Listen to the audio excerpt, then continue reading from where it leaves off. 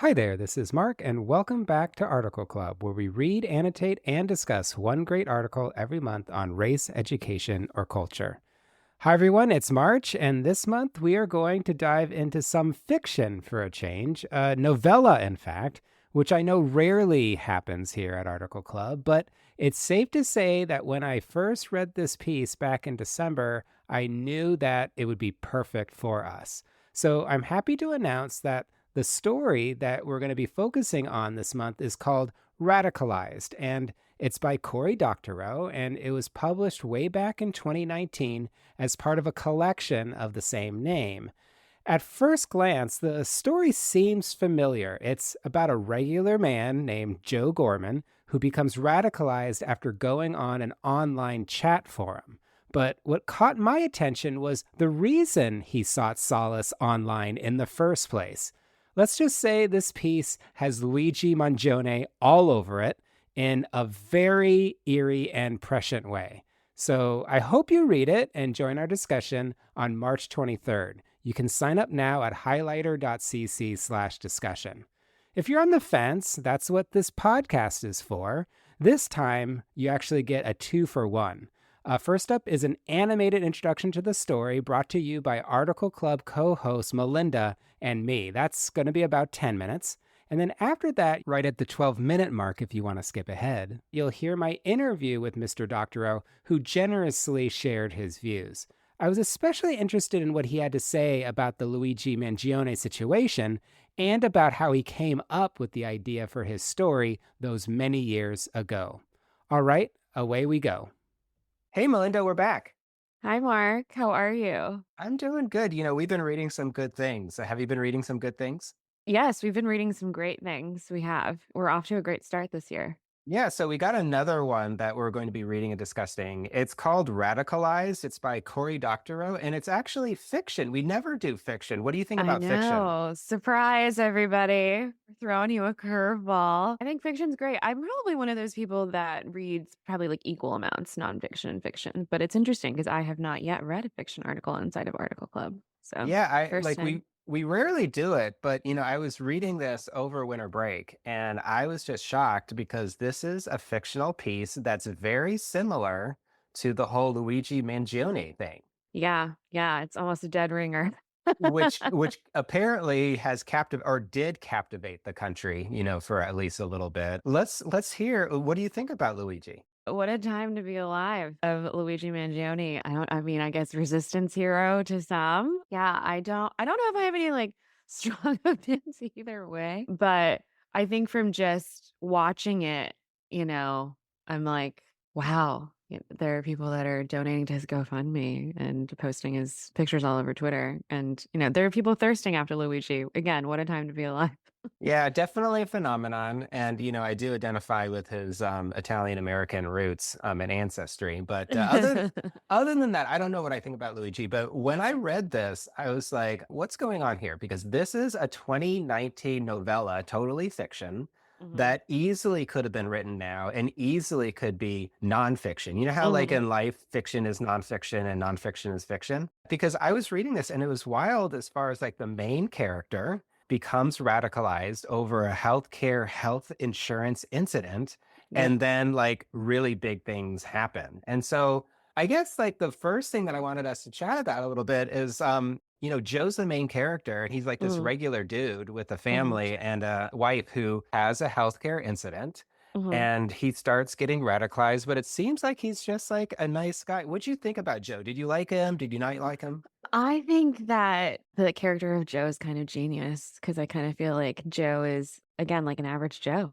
Like he's just a regular person. He could be your next door neighbor. He could, coach your son's baseball team. He could, like, I think he's almost a blank slate enough that that's why it almost feels like because he's just like a common person, him or you could be him. And I think that's kind of like a genius, tool in the writing. Yeah, I thought so too. Yeah, Joe was different, but I was like, oh no, I could definitely see myself in Joe too, because he seems very just regular human and he has this thing happening. And then he reaches out for health insurance and specifically for a procedure or something. And Mhm. then like many, many Americans, we all know that healthcare and health insurance sort of like just dictates how our lives are going to be. And he finds out that for his wife, which by the way, everything is okay with his wife, just want to Right. make sure, but it's not great for him, just like it is not for many people who are seeking healthcare in America. Yeah, I when I was reading this, I was thinking like if anybody who reads this probably has at least one time that they've had to like call their insurance company or like call about like a claim to check up on a claim. Like even I recently, this is just like a personal anecdote. My dermatologist is no longer going to carry my insurance, and so I would need to like pay out of pocket if I wanted to go to this dermatologist that like I actually really like and was really like to continue to see. And that's frustrating, right? Because it's just like, well, why is this so complicated? And like, why does it cause so many headaches? And like, even just, having to call your provider and, like the idea that there's just so much fine print and so many like words we use, deductibles, blah, blah, blah. Like, I feel like Joe's frustration during that process is something that like a lot of people reading are like, I get that. I've been there. Yeah, me too. Calling up this random Mhm. person in some random place, total stranger who has all this power, but they don't even Yeah. have this power because they're dictated by all these things that they can and cannot do, and Mhm. how you have to say like the right thing. And it's just really, really tough. And so I don't know, it seems like something that is shared. This frustration is shared even for like minimal things. But imagine if it's like more life and death. And this is what's going on with Joe and so many people, Right. in our country. And it was very interesting too, because in the piece, Joe is feeling his frustration. And yet he wants to feel at home. He wants to feel some belonging. He wants to get some solace. And he goes, like a lot of us, instead of to his friends or his therapist, he doesn't really like therapy. He goes to the internet. He types into Google his feelings. That's not actually what happens, but essentially, he looks for community online. Yeah, so he's totally screwed by the system that's like not personal. And so he goes to the internet to find people who are also strangers. And what'd you think about that whole part? About like he goes into this chat room with other folks who are like really frustrated and then seems to find a community there. I think it is a brilliant way of showing how the pain points that people share that are very universal, like you were saying, with like the healthcare industry, can be gateways to people stepping through a door that could lead down to possibly being, I mean, the title of this article is radicalized. So it could lead to that, and how it is like the need to share community. Like he just wants to vent, right? He just wants to know that he's not alone, which is so human, right? It's so human, and he feels, at least like from reading it, he feels like dehumanized, right, by this entire experience. And so he's just looking for solace. And in that desire to find community, to feel like held and witnessed and seen, how easily that can turn to things that are darker and scarier. Melinda, do you think that you could ever be turned? I don't know, maybe after reading this, I'm like, "Oh god, my dermatologist is not gonna take my insurance now. Am I gonna be radicalized?" I'm not everyone. Mark would never let me. Yeah, we gotta check each other a little bit. But yeah, I have to say I did find this short story, totally fictional by the way, really believable. And Yes. it does get me thinking about like why we as a society, why do we like take such injustices? And we are obviously we don't need to get into the news, but like we're dealing with lots of different injustices. And Mhm. so like what are the different ways that people sort of process them? That's really interesting. As you were talking about that, I think that something that has become very, like, apparent to me and that I've thought about the past couple of years is that as just regular people, we don't feel or have a lot of power. There's a lot of obviously big power imbalances. And the way that some people can feel a sense of like power, agency, or control over their life is to then like join that is gonna help them find a community, or they're like, praising Luigi on Instagram because that makes them feel like some sense of, oh, like I have an opinion, I have a voice, I have power over this. I think that's what people are also seeking in like, and that's what Joe wants, right? I think Joe wants to feel some sense of like own, like I don't know if ownership is the right word, but he feels so not rooted. And I think that's what he's looking for too. And that's also deeply human. Yeah. No, I totally agree. And you don't have to be a Luigi lover to like this short No. story. Although I will say, like, when I've mentioned Luigi in the past in the newsletter, people, there's definitely some, diehard Luigi folks. So please Are they? come. Please Yeah. comment and Yeah. please come to the discussion. But even if you're not, I do think that this is interesting. Number one, if you prefer short stories or fiction, this could be for you. And then also, there was something about the writing style. I don't understand how to exactly describe it, but it definitely was a fast read, even though it was longer. But Yeah, did I you agree. like what'd you think of the author's writing? It's definitely very, very different from what we have read in the past. It does feel very sharp. Like it feels like it takes pretty sharp turns. It's pretty colorful. And I do think it does a really good job of being almost kind of like a mirror. Like art like I think that the way that Joe is crafted, the way that his family is crafted, the way that his like experience is described, I think is almost, I mean, I can't speak for the author, but is can act like a mirror into being like, okay, well, what are your pain points? What's it weighing on you today? Do you have community to like for that? Do you have support for that? Are you gonna be Joe? Like I think it's an interesting examination into like how people can feel really powerless and what they do to seek power again. I think that's perfect. Okay, so if folks are interested, we are going to be talking on March 23rd. We're going to be discussing this on March 23rd at 2. So all folks need to do is go ahead and sign up, and then I'll share all the next steps. I'm hoping that some folks will come back, and then I'm also hoping, even if you're not a Luigi fan, that you'll consider, reading this with us and then discussing it with us. It would be great. Yes, very excited. Can't wait to see everybody at the discussion on the 23rd of March. Thanks, Melinda, for chatting. Thanks, Mark. See you soon. All right, thanks again, Melinda. And now that you have a little background about the article, feel free to pause this podcast in case you want to read the story before listening to my interview with Mr. Doctorow. But then again, if you want to listen now, you should listen now. So here it is. It's going to be about 15 minutes. Corey Doctorow, thank you so much for doing Article Club. Thank you. It's a pleasure to be here with you.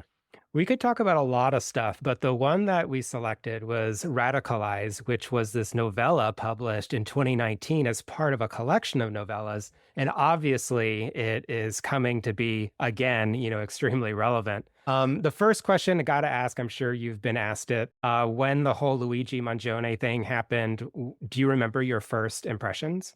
Well, obviously, it trickled in, right? Because we didn't know about the words on the shell casing at first and so on. And we didn't know who he was. We hadn't read his manifesto. So it kind of came piece by piece. But, when a name was published, the thing that first crossed my mind is please don't let him have a copy of my book with him. Because, as my friend William Gibson says, cyberpunk is a warning, not a suggestion. Well, I mean, that's the thing, though, because what I know about your work is that you are writing also for a point to some of your readers as well. I mean, it's so prescient, obviously, this piece. And I just wanted to sort of ask you 5 or 6 or 7 years ago, when you thought about this piece, how did you first conceive of it? Well, look, I live in a kind of town on the rump of Los Angeles. We're in LA County. It's called Burbank. And it's a well-managed little city of 100,000 people that is separate from the city of LA. And one of the policies in Burbank that's very different from the policies in the city of LA is that we have very loose licensing for gun stores, whereas the city of LA has very restrictive licensing for gun stores. And if you're an Angelino who wants a gun, you come to Burbank because we have the second highest rate of gun stores per capita of any city in America. I grew up in Canada. This is very weird for me. And everywhere I go, there are gun stores. And, while the pandemic hadn't happened yet when I wrote that story, during the pandemic, there were people lined up around the block literally from each of these gun stores to buy guns. And my wife, who's British, and I used to walk around on these long walks we all were taking during the lockdowns and say, like, God, those people must be incredible marksmen if they're going to shoot the virus. But truly, it made me really think about guns. And living in Los Angeles, I think, and living in America more broadly, I think there's a widely understood norm that some portion of the people around you have guns. And of those people, some of them, for the most petty things imaginable, might murder you with them. So I thought about it. I was like, Americans, they have a lot of guns. They shoot people who anger them in the most petty ways. They shoot people who they love, right? There's a lot of intimate partner violence that involves guns. They shoot people who've wronged them. They go and shoot their bosses. They shoot like person their partner left them for and so on. And then they shoot at random people, schools, country and westerns, concerts, and so on. But here they are all being victimized by these extremely rich people who aren't just harming them, but are doing something that, to me as a father and a husband, I find almost inconceivable, like how you'd live with it, which is that they're harming your family, right? Like if my daughter, thankfully, healthy as an ox, but if she had cancer that was treatable and I was paying $2,000 a month for health insurance for the family, and the health insurer said, I'm sorry, that's not a coverable illness or an available therapy. Your coverage has been denied. You have to watch your child die a slow, painful death in front of you. I would go crazy. Like not figuratively, like literally, I think it would make me crazy. And so I thought, like, how is it that these people who are in such a profound way and heavily armed and prone to fits of sudden, ill-planned violence that just, in the heat of a passion are not murdering these guys? Not that I want them to be murdered, but like, what's going on here? So those were the kind of the two of the things that really came together to make me think about this. And then the third was that my dad got sick. He came out here on a visit. He had kidney stones. They took them out. It turned out they were septic. He crashed in the ICU and they brought him back, but he was in a coma for days. My brother flew out because we thought he was a goner. My mother was at his side, her husband of 50 years dying in front of her eyes in a coma. Someone from the Catholic nonprofit hospital came to her and said, Mrs. Doctorow, who's going to pay for this care? Wow. And I just like, again, if that were me, I would have gone crazy. Yeah. Like literally crazy. And, one of the reasons that people who don't have guns don't commit suicide as often is that the likelihood of taking action on an impulse is in inverse proportion to how long or how complicated it would be to take that action. Right. Yeah, you can commit suicide by cutting your wrists or hanging yourself or sticking your head in the oven or whatever, but it's not fast. It's not easy. It's not taking the gun and going bang, right? And so if you were in that situation in the hospital, like, I imagine those people get shouted at a lot. What a terrible job that must be. But they must be worried, right? That you're going to go to someone and say, who's going to pay for this care? And they're going to turn around and blow your fucking brains out, right? Because excited emotional state, extreme emotional distress, a very short distance between the impulse and the action, So that's what was going through my mind. Yeah, thanks for sharing. I mean, so many thoughts. Even like I remember when I first read your novella, it did get me thinking, well, it seems so natural that this would be happening because these very rich people are making decisions on our lives. And it's so surprising almost that it hasn't continued to happen or even happened before. But it seems like in your piece, you are actually suggesting that it might be natural, not to condone violence or anything, but this idea that, well, of course, if there's going to be a change, there's going to have to be something that happens. Like, for example, you have a bombing or a shooting of a senator who happens to be named Graham. And then you also happen to have an earlobe incident. I guess what I'm saying is when you continued with this story, did you know that you were going to have continued acts of violence toward a specific outcome or end? Yeah, that was the idea, that it would lead to a series of escalating acts of violence, and I guess, today we call it stochastic terrorism, right? That if you've got a bunch of impressionable people who are really at the end of their tether and seeking help, and you bring them into your kind of inner circle, and then you whisper in their ear that acts of spectacular violence are the only fit response for what's going on, and you kind of go through this kind of libidinal graphic fantasies of this graphic violence, then not all of them will commit acts of graphic violence, and you can't put your finger on one day when this act of graphic violence is definitely caused by that. But you do enough of that and you'll get a lot of graphic spectacular violence. I mean, that seems inevitable.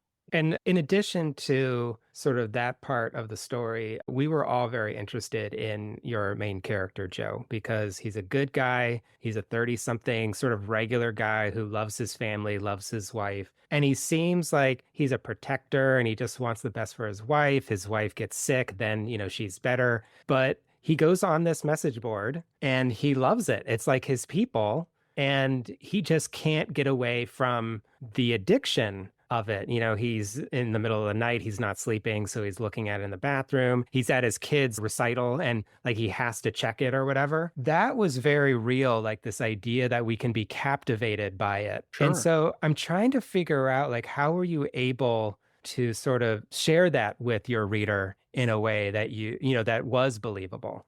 Well, look, I've certainly been in a situation where, Randall Munroe from XKCD has that infamous cartoon where one stick figure says to either, "What are you doing at your computer? It's 3 a.m," and the other person says, "Someone is wrong on the internet." And I've certainly had that experience of not being able to put out of my mind some, irrelevant slight from some weirdo. And, I think the trolls get it, right? Like trolls, that's their victory condition. This is what we mean when we say living rent free in your head. So, I think those dynamics are very familiar to all of us. And I think maybe we don't talk about them very much. They're kind of shameful. Maybe we think that we're uniquely subject to them, or that it's a sign of weakness to be subject to them. Look, other people are endlessly fascinating. I think that, inarguably, like the history of the modern hominid is the history of figuring out how to work together, right? And how to do stuff together. And we spend a lot of time thinking about what other people think of us and what they think we think of them and what we think they think we think of them and so on. Like we do a lot of that. It comes standard with the modern hominid brain. When my kid was born, my folks came out. We were in London at the time, and my folks came out for a visit. My mom's got a doctorate in early childhood education. She's kind of a baby whisperer. She held the kid in her arms and she said, "Have you stuck your tongue out at her yet?" I said, "No, I have not stuck out my tongue at my newborn yet." And she said, "Oh, well, watch this." And so she's holding the baby like this, and she goes, and the baby, who is like so small she can't even find her feet yet, looks back up at her and goes, "Because like we are thinking about other people and copying them and interpreting them and doing it, as soon as we can focus our eyes, we're doing this," right? It comes standard with the package. And so it's not surprising or a sign of weakness that when someone does something that's inexplicable and hurtful, or that strikes at some insecurity you have about how other people perceive you, or whatever, right? Any of those things, your brain is supposed to dwell on that stuff. That's what it's for, so that you can figure out who you can, trust and who you can't trust and who you can collaborate with and who you can't. And, again, it's like we have all lived that situation of being prisoners of our automatic reflexive concern about how other people think about us. Yeah, I really appreciated the entire part about this chat room because for me as a reader, it was like, it wasn't even really the ideas that were being shared. Yes, they all came with the specific lived experience or whatever, but it wasn't radicalization in some of the other ways that we sort of think about radicalization. For me, it was sort of like, hey, these were people who were dealing with huge, horrible losses or trauma or whatever. And they just needed to sort of like be there. And of course, like make some really horrible decisions or egg each other on. But for the first time, I thought of those spaces in a different way. So I just wanted to share with you my Oh, appreciation for thank that. you. I mean, we do seek out one another when we are in pain. And my one of my favorite writers, a guy called Spider Robinson, he says, shared joy is increased and shared pain is lessened. It's not always true, but boy, it's pretty true. It turns that when your miserable friend talks to you, they don't make you miserable, right? You each end up like less, like the aggregate. Yeah, you're sad for them, but the aggregate misery is between you and them is less than the total misery when they started. This is why we have support groups. It's in fact one of the reasons that social media is so hard to quit, because you love the people who have the same rare disease as you on Facebook more than you hate Mark Zuckerberg. And as much as you love those people, they're also a giant pain in the ass. And when you say, look, it's time for all of us to leave Facebook and, I don't know, follow the same hashtag on Mastodon or go to Blue Sky or do a group chat or join a Discord, they're like, I don't like Discord. What about this other thing? And then like, you argue about it for 6 months and then you're still on Facebook, and it's not because you're a patsy. It's not because you're weak-willed or you lack foresight. It's because the people who matter to you more than Mark Zuckerberg. It makes you hate him. And he knows it, right? Like the dose of misery Mark Zuckerberg seeks to instill in you is one quantum below the dose of joy you get from being on the service. Yeah, I have to say I'm not liking his new gold chain. I just want to say that. No, I mean, there are so many things wrong with that guy, but sartorial sense is definitely one of them. The $900,000 watch, he can fold it till it's all corners and stick it right up his ass as Yeah, yeah. well. There's so many things that, readers have said that they gotten out of this piece. But one that I did, as well as a couple other readers, were also not just Lacey, his wife, and sort of like the character, but specifically the scene or scenes with Joe's daughter. It just really, like, she's not a main character at all. But in a significant part, sort of toward the end, you sort of are able to have a scene where, Joe with his daughter is just talking about the big things in life and like what morality is. And just want to have you be able to speak to that a little bit Sure. more. Well, look, like my day job is I'm an activist. I work on big, gnarly, complicated issues that relate to human rights and surveillance and privacy and free speech and monopolies and all these other things. And my kid, was now like off to university in a few months. But when she was little, we would have lots of talks where trying to figure out like literal explain like I'm five stuff to her. She was 5 in 2013 when we found out that a young man named Edward Snowden had given a bunch of NSA documents to some journalists at The Guardian, where I was a writer. And my wife and and the kid wanted to understand it. And I had to explain it to her. And I explained it to her because the Snowden story is still around. I mean, these days it's less important or less central. It's not less important. It's still very important, but it's less central to our discourse. But for 5 or 6 years, we were talking about Snowden all the time. And as she got older, I got to tell her more and more of that story. Like it made more and more sense to her. We went from, people who run the country had secrets. And then there was a man who worked for them who knew about their secrets. And he told some other people like this kind of straightforward kind of explanations to like electronic surveillance, encryption, the DOD, like, the Five Eyes and all whistleblowers and exile and all this other stuff. So it was quite a lot. Yeah. Yeah. Thank you so much for sharing that. And thanks for your piece as well. By the way, I've read the entire collection, and we could also talk also about Unauthorized Bread, the first novella, Sure. but that's amazing. But maybe another time. But what I wanted to also ask you here toward the end is you're working all the time about lots of different things. And in fact, you have a Kickstarter right now about your latest, right? Your latest book, Picks and Shovels. And I wanted you to share a little bit about it because it Sure. is, I guess, the second or third book of a series, and would love Sure. for you to be able to share that with us too. Yeah. So for the last 3 years, I've been writing a series of books about this guy, Martin Hench, who's a hard charging, two fisted forensic accountant who's been in Silicon Valley for 40 years, busting high tech scams. He's 67 years old. He's been there for every single weird tech bro scam because he's been in Silicon Valley since the days of the PC. And so Picks and Shovels, it's his first adventure. It's a historical science fiction novel set in the 1980s about the heroic era of the PC. It's a very fun book. It's, very much a period piece set in San Francisco in the 80s, which was a crazy time. They're going to Dead Kennedy shows, but also the AIDS crisis is in full swing, and Reagan is president, and there's computers everywhere, and video games are kicking off. And it's all about kind of that moment, which, I was a kid during, and revisiting it by talking to adults and so on was very exciting. And I think of it as kind of the historic roots of enshittification, right? The moment at which we split between people, computers as a thing that would make people free, and people who saw computers as a thing that would trap people. And and Marty's figuring out what side he's on. Thanks so much for sharing. I mean, first of all, the book sounds very interesting, as somebody who also grew up during that time. It's been really wonderful to talk to you. But for now, I just want to really appreciate you and thank you so much for saying yes. Thank you so much for the piece. Can't wait to talk to other folks about this. We're going to have our discussion.